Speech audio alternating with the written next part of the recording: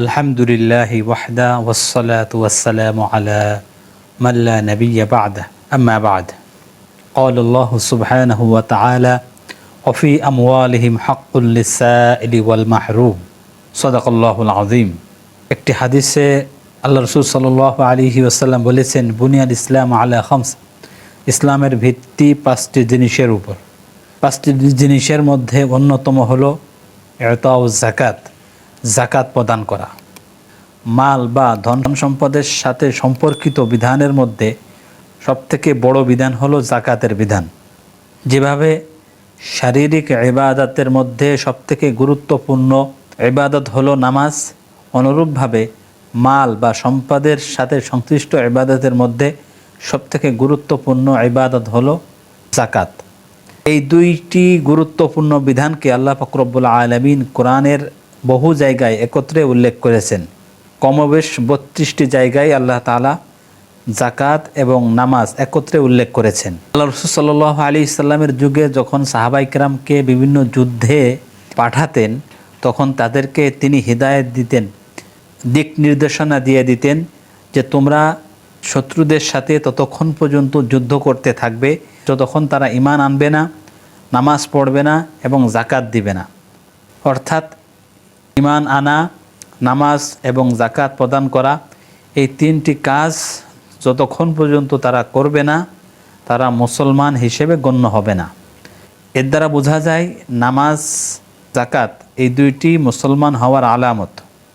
যারা নামাজ পড়ে না, যাকাত প্রদান করে না, তাদেরকে মুশরিকদের মধ্যে গণ্য করা হয়েছে। আল্লাহ তাআলা কোরআনের একটি আয়াতের মধ্যে বলেছেন, ওয়া আকিমুস সালাতা ওয়া লা তাকুনু মিনাল মুশরিকিন, তোমরা নামাজ কায়েম করো, মুশরিকদের অন্তর্ভুক্ত হও না। অর্থাৎ নামাজ কায়েম না করলে, নামাজ আদায় না করলে তোমরা মুশরিকদের দলভুক্ত হয়ে যাবে। অনুরূপভাবে আল্লাহ পাক রব্বুল আলামিন আরেকটি আয়াতের মধ্যে বলেছেন, ওয়াইলুল লিল মুশরিকিন আল্লাযীনা লা ইউতুনা যাকাত ওয়া হুম বিল আখিরাতি হুম কাফিরুন। অর্থাৎ অশুভ পরিণাম ওই সমস্ত মুশরিকদের জন্য যারা যাকাত প্রদান করে না, আসলে তারা পরকালের উপর বিশ্বাসই রাখে না।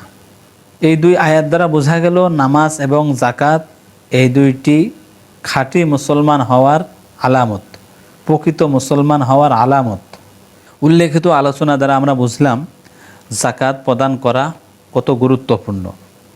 যারা তাদের মালের যাকাত প্রদান করে না, আল্লাহ পাক রব্বুল আলামিন তাদের সম্পর্কে কোরআনে পাকের মধ্যে বলেছেন, ওয়াল্লাযীনা ইয়াকনিজুনা যাহাবা ওয়াল ফিদ্দাতা ওয়া লা ইউনফিকুনাহা ফি সাবিলিল্লাহ ফাবাশশিরহুম বিআযাবিন আলিম। যারা সম্পদ জমা করে রাখে, আল্লাহর রাস্তায় ব্যয় করে না, অর্থাৎ যাকাত প্রদান করে না, মালের সাথে সংশ্লিষ্ট যে হুকুক আছে সেগুলো যথাযথ আদায় করে না, তাদেরকে যন্ত্রণাদায়ক শাস্তির সংবাদ প্রদান করো। ইয়াউমা ইউহমা আলাইহা ফি নারি জাহান্নাম ফাতুকুয়া বিহা জিবাহুহুম ওয়া জুনুবুহুম ওয়া যুহুরুহুম। কিয়ামতের দিন তাদের এই গচ্ছিত সম্পদকে উত্তপ্ত করে তাদের পিঠে, কপালে, বাহুতে দাগ দেওয়া হবে এবং তাদেরকে বলা হবে, হাযা মা কানাসতুম লিআনফুসিকুম ফাযুকু মা কুনতুম তাকনিজুন। এটাই হলো সেই সম্পদ যা তোমরা জমা করে রেখেছিলে, সুতরাং তোমরা তোমাদের কৃতকর্মের অশুভ পরিণাম, শাস্তি ভোগ করো। আল্লাহ রাসূল সাল্লাল্লাহু আলাইহি ওয়াসাল্লাম হাদিসের মধ্যে বলছেন, মা মানআ কওমুনিজ যাকাত ইল্লা ইবতালাহুমুল্লাহু বিসসিনিন। যে জাতি যাকাত দিতে অস্বীকৃতি জানায়, যাকাত দেওয়া থেকে বিরত থাকে, আল্লাহ পাক রব্বুল আলামিন তাদেরকে দুর্ভিক্ষের মাধ্যমে শাস্তি প্রদান করেন। যাকাত না দেওয়ার যেমন ক্ষতি আছে, যাকাত দেওয়ার ফজিলতও রয়েছে। আল্লাহ পাক রব্বুল আলামিন কোরআনে পাকের মধ্যে ইরশাদ করেন, ইয়ামহাকুল্লাহুর রিবা ওয়া ইউরবিস সাদাকাত। আল্লাহ পাক রব্বুল আলামিন রিবা অর্থাৎ সুদকে মোচন করেন এবং যাকাতকে, সদকাকে বৃদ্ধি করেন। অর্থাৎ সদকার মাধ্যমে বাহ্যিকভাবে যদিও সম্পদ কমে যায়, কিন্তু বাস্তবে এটা সম্পদ বৃদ্ধির কারণ হয়।